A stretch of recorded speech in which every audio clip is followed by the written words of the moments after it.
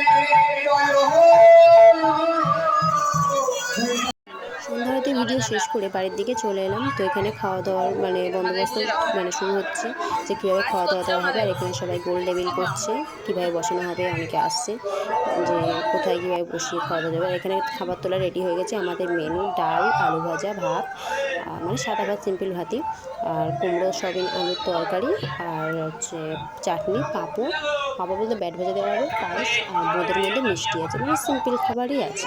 তো এখানে লোকজন বসতে আস্তে আস্তে শুরু করে দিয়েছে, খাওয়া দাওয়া শুরু করে দেওয়া হবে। এটাই ফার্স্ট ব্যাচ।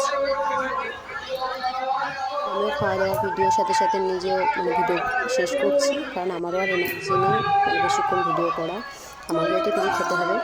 তো যাই হোক, এই ভিডিও করা যখন আমার খাওয়া দাওয়াই মানে ভুলে যাচ্ছি আমি। তো যাই হোক, তো আবার দেখা হবে পরের ভিডিওতে, যেটা মহাপ্রভু ভোগারতির ভিডিও। তো আশা করছি তোমরা সবাই ভিডিওটা সম্পূর্ণ দেখবে।